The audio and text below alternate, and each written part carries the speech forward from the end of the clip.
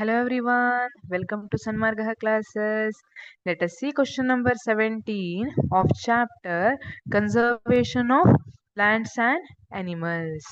What are extinct species? Write two examples. ಹಾಗಿದ್ರೆ extinct species ಅಂದ್ರೆ ಏನು? Extinct species are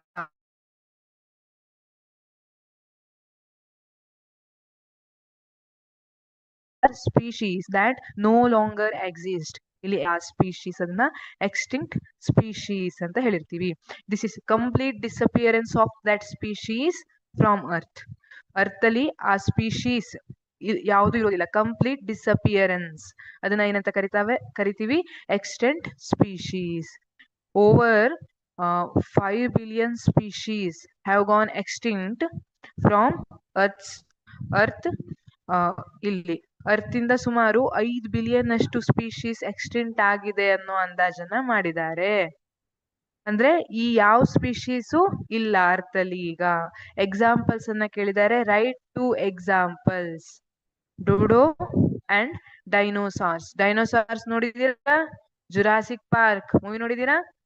ಡೈನೋಸಾರ್ಸ್ ಅಲ್ವಾ, ಅದ್ರಲ್ಲಿ ಡೈನೋಸಾರ್ ನೋಡಿರ್ತೀರಿ. ಅದೇ ತರ ಡೂಡೋ ಬರ್ಡ್ ಏನಿದೆ, this is also extinct species. ಹಾಗಿದ್ರೆ ಯಾಕೆ ಒಳದ್ ಹೋಗ್ತವೆ? What is the reason for extinction ಅಂತ ಅಂದ್ರೆ, may be due to deforestation.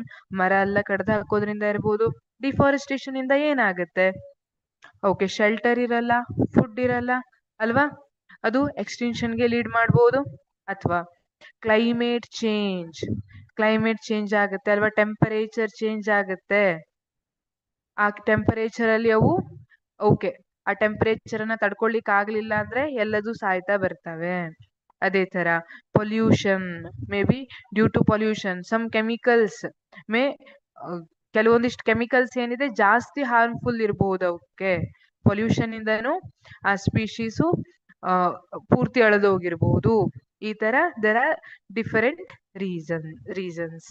Okay, so what are extinct species ಅಂತ ಕೇಳಿದ್ದಾರೆ. Extinct species are species that no longer exist and examples are dodo and dinosaurs. Thank you.